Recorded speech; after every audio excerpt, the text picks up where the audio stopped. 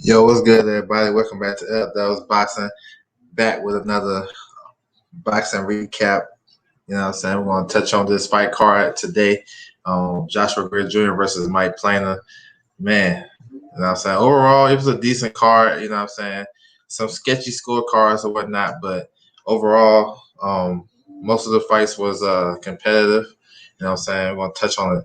The main event, man. So in the upset, Mike Plania, you know what I'm saying, he got the majority decision, you know what I'm saying, 94-94, which was a bad card to me, 96, 92, and then 97-91. Those are more like it, you know what I'm saying. The kid, like I said before in my pregame show, this kid fights with a nice rhythm.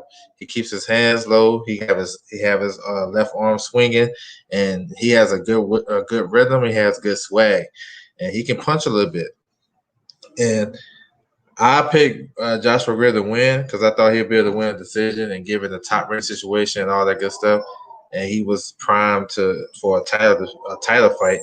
I mean, you gotta get all props to Magic Mike, man. He came in there, did his thing, scored 2 knockdowns in the first and the sixth round, controlled the first half of the fight. You know what I'm saying? You probably can give Greer 2 rounds in the first 7 rounds, out of the first 7 rounds, maybe, if you want to give him that. But the last 3 rounds, Greer stepped it up, and he started walking him down, pushing him back, letting his hands go, and he got back in the fight. If this was a 12-round fight, man, I think Joshua Greer might have pulled it out. You know what I'm saying? This being 100, but it wasn't. It's a 10-round fight, and props to Magic Mike. He got the decision win, well deserved. You know what I'm saying? What's next for both guys? I think Magic Mike, he's top 10 at 122. You know what I'm saying? The IBF and the WBO. So he can go do that route, or he can fight, maybe get a title shot with Casemiro. That's his I think that's a stablemate. They got the same manager. I don't know how that gonna work. Or maybe he can get the winner if Jason Maloney wins. He was supposed to fight Joshua Greer earlier this year. If he wins next week, the kid from Australia, then maybe he can run it with him. But that was a good performance, man. You know what I'm saying? I wasn't too shocked because I had a chance to watch maybe 6 or 7 of his fights on YouTube leading up to this, and I had a nice little breakdown of it.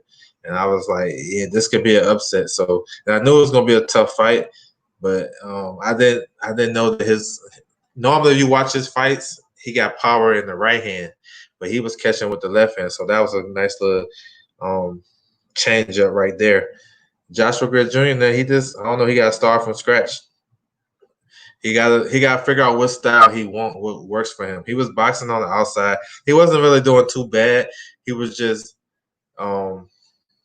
he was dropping that right hand too much, getting hit with the same left hook that actually, you know what I'm saying, lost him the fight. So I'm just saying, like, he got to go back to the drawing board. It's not over. He's 26. He can still go back. I don't know if he's gonna move up or whatnot. He's not a big puncher like he was saying. So like in my pre-fight, I was saying that he was falling in love with the knockout and the stoppage wins, and maybe he don't know how to adjust to that. But I thought he was doing well coming forward, pushing him back, and he's a dog. Joshua Greer is a dog. So, man, salute to both fighters, man. They put on a great performance.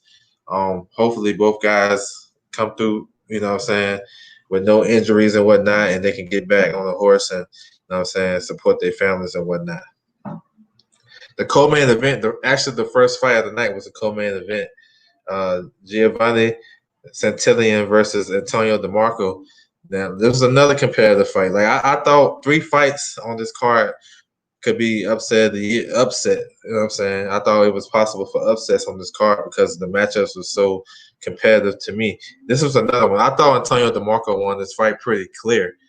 You know what I'm saying? Maybe 6 rounds to 3. Excuse me, 7 rounds to 3, 6 rounds to 4, something like that. Santillan did come on down the stretch the last couple of rounds, but I thought DeMarco was doing his thing. He was having fun in there. He was relaxed. He was fighting off the ropes. He was coming forward. He was working the body. The right hooks to the body was outstanding. He was doing basically whatever he wanted to do. Santillan, I mean, he started out pretty good. First round was pretty nice. He was boxing, but he fell into the trap. You know what I'm saying? Like I was saying, DeMarco liked to box. He started off every fight boxing, trying to use his jab, and then next thing you know, he in a dog fight.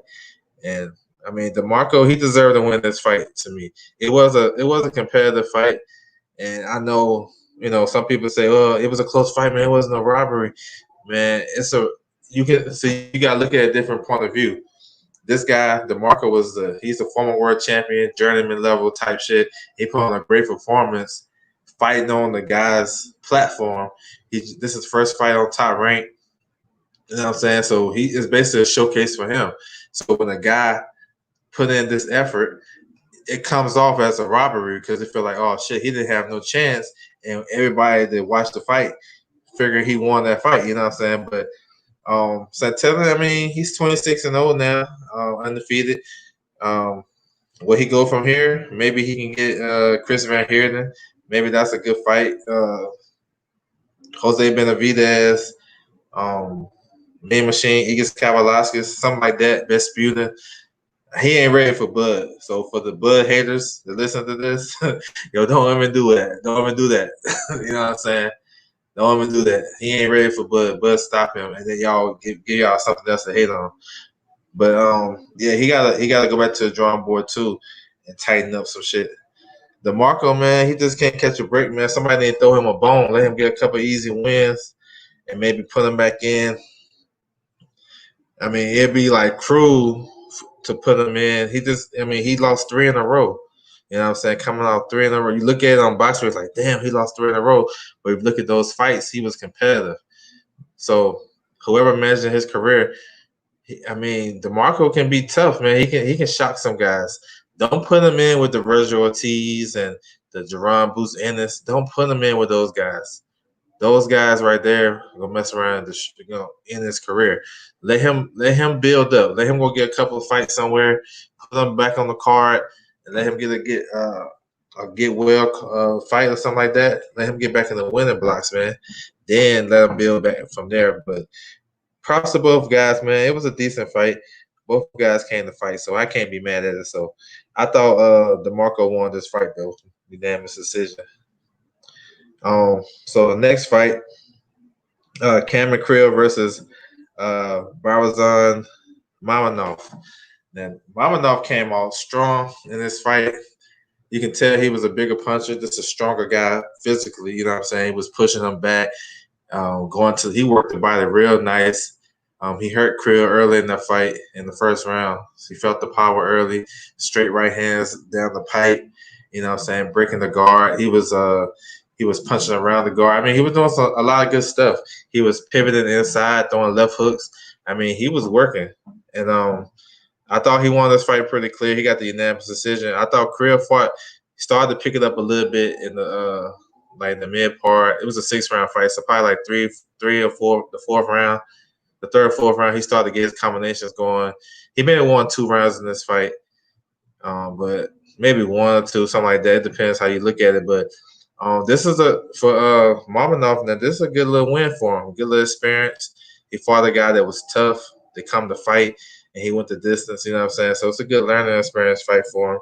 11-0, 9 knockouts. So you can tell he got power though. He was just too strong for this kid.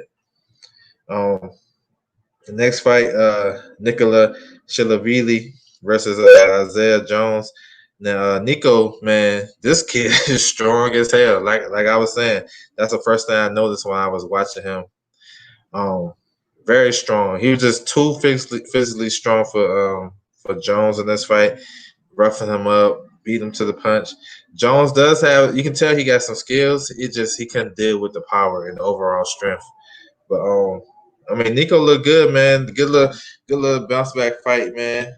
He been out the ring for a minute, so now he's 6-0 with 4 knockouts. I ain't mad at the performance. You know what I'm saying? I thought he did well. Um, you know what I'm saying? Just keep building, keep him active. He should be fine. And to the heavyweight card, this is another sketchy decision for me. Hector Perez versus Juan Torres. I thought Torres won the southpaw. I thought he won this fight. I didn't think the guy was doing enough. He was on the ropes, backing up the whole fight. He was counterpunching in spots. But I thought my man Torres was controlling the pace of the fight. He was working on the inside. You know what I'm saying? It wasn't like the best heavyweight fight in history, but I mean, for two guys out here, you know what I'm saying, trying to earn a living, you can't knock them. So, I mean, I thought Torres won. He lost a decision, though, to Perez, which, you know, it is what it is. But I guess Perez going to move on and be an opponent to somebody like Jared Anderson or Guido Villanello or one of the top-ranked heavyweights. So, you know, all in all, this is a good card, man. I ain't mad at it. It was some good competitive fights, some upsets.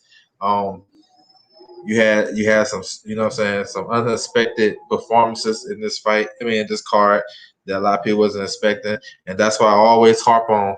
You know what I'm saying? Watching these fighters, when you see their name on the docket, on the schedule, go check them out. Don't just watch no highlights. Watch the fight. Um, of course, go to BoxRec, do your thing, whatever. But go watch the fights. That's key. That way, you won't be calling these fighters a bum and disrespecting them. And then when they put on good performances, then you got to go eat your crow. So that's my time, man. I appreciate you guys rocking with me. Make sure you guys hit the like button, subscribe if you haven't. Keep rocking with your boy. I'm going to continue to drop this content for you. Straight boxing talk. It's all day, every day. I appreciate you guys. I'm out.